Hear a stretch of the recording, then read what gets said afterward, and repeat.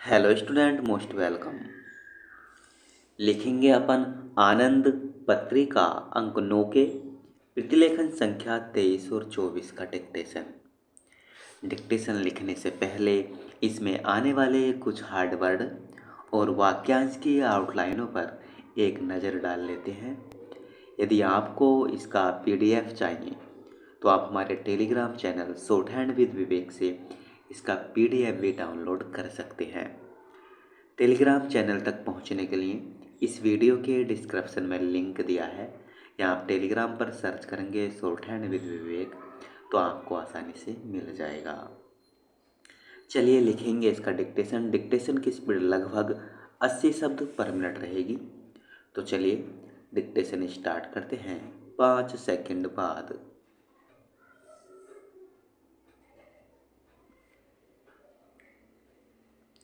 महोदय, हर देश के इतिहास में ऐसा समय आता है जब उसकी परीक्षा होती है और हिम्मत के साथ निर्णय करने और दृढ़ता के साथ उसको उपयोग में ले आने पर ही उसका भविष्य निर्भर होता है। भारत के लिए यह ऐसा ही समय है। स्वतंत्रता प्राप्त करने के पहले वर्ष से ही हम बड़े कठिन और नाजुक समय से गुजर रहे हैं।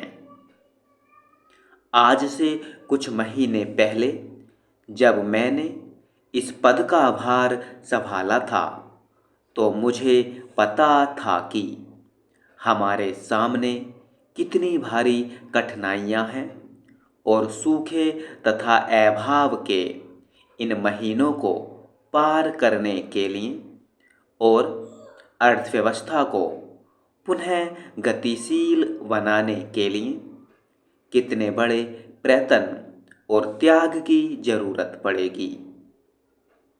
हमें यह समझ लेना चाहिए कि हम असफल नहीं हुए और केवल बुज़दिल ही ऐसा कहेंगे कि हमें सफलता नहीं मिलेगी। विकास के कार्यों को हम इस स्तर पर ले आए हैं जहां और अधिक उपलब्धि तथा लाभ प्राप्त किए जा सकते हैं। शक्ति के इस विशाल भंडार का हमें पूरा पूरा उपभोग करना है। फिर भी सब कुछ ठीक नहीं है। युद्ध और सूखे के कारण जो परिस्थितियां पैदा हुईं उनसे आर्थिक विकास में अस्थायी रुकावट आ गई है। आर्थिक विकास करीब करीब रुक ही गया है। अभाव भी है। विदेशी मुद्रा की आमदनी में कमी के कारण कारखानों की पैदावार पर बहुत असर पड़ा है। मजदूरों की छटनी होने लगी है। छोटे उद्योगों को विशेष धक्का लगा। निर्यात एक सीमा पर आकर रुक गए। कीमतें तेजी से बढ़ने लगीं। निराशा और अनिश्चय फैलने लगा। सबसे बढ़कर जनता कष्ट में है। स्थिति पर काबू पाने के लिए हमने कई कदम उठाए, परंतु ये प्रारंभिक कदम अधिक कारगर न हुए। इसलिए आर्थिक बीमारी को दूर करने के लिए कड़वी दवाई का इस्तेमाल आवश्यक हो गया।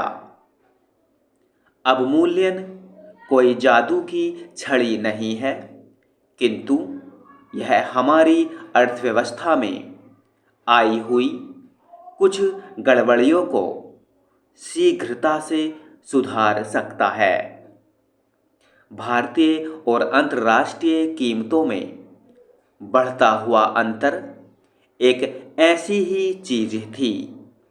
इसका महत्व और उद्देश्य यह है कि हमारे निर्यात अधिक लाभप्रद हों और जिन वस्तुओं का हम आयात करते हैं उनका स्थान स्वदेशी वस्तु ले सके। इस तरह सरकारी और निजी क्षेत्रों में पूंजी लगाने के लिए अधिक अनुकूल वातावरण बन सकेगा।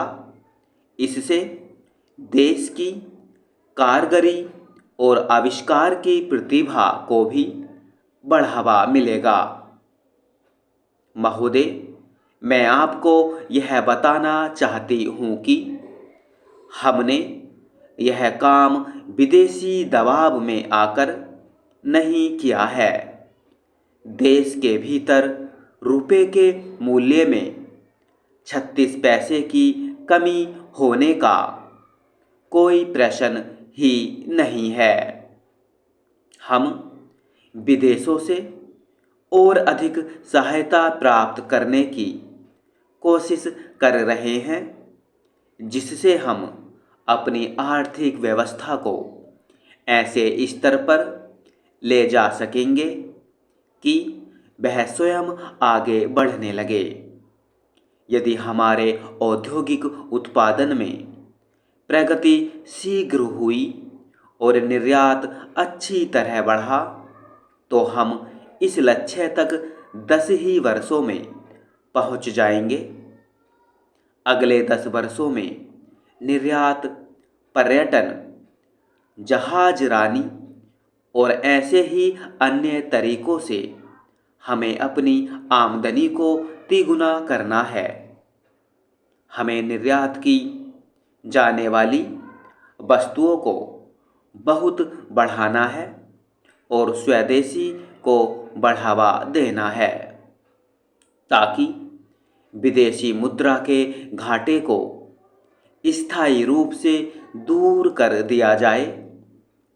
अवमूल्यन का पूरा पूरा लाभ उठाने के लिए यह आवश्यक है कि कीमतों को बढ़ने न दिया जाए। इसके साथ अन्य दिशाओं में भी कई कदम उठाने हैं, परंतु इस समय तो मुझे इस बात की चिंता है कि कीमतें जो पहले से ही बढ़ रही थीं, पिछले दिनों और भी बढ़ी हैं। जिन चीज़ों को बनाने में बाहर से आया हुआ सामान नहीं लगता, उनका दाम बढ़ने का तो कोई कारण ही नहीं। समाज विरोधी कार्रवाइयों के खिलाफ अनिवार्य वस्तु अधिनियम के अंतर्गत सख्त से सख्त कदम उठाए जाएंगे।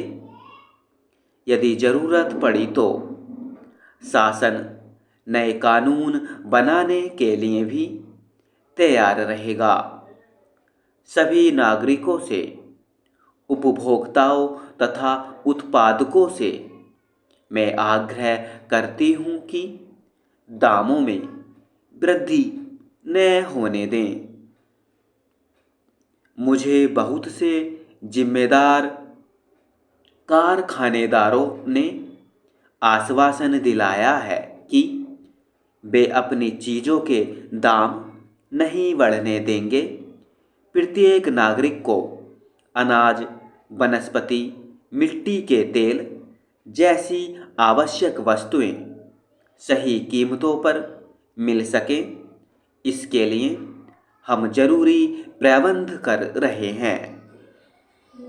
उपभोक्ता भंडारों और उचित दाम की दुकानों की संख्या तेजी से बढ़ाई जा रही है। बाजारों में जरूरी वस्तुओं की आमद और कीमतों के संबंध में जानकारी प्राप्त करने के लिए नियंत्रण कक्ष जैसी व्यवस्था कायम की जा रही है। इससे मुनाफाखोरी को रोकने और सामान की स्थानीय कमी को दूर करने के लिए तत्काल कार्रवाई की जा सकेगी। इसके साथ वितरण की व्यवस्था बनानी है कि भविष्य में कीमतें अचानक न बढ़ सकें। यह केवल मनभाती कल्पना ही नहीं है, इसे बिना देर किए अमल में लाना है। स्टॉप।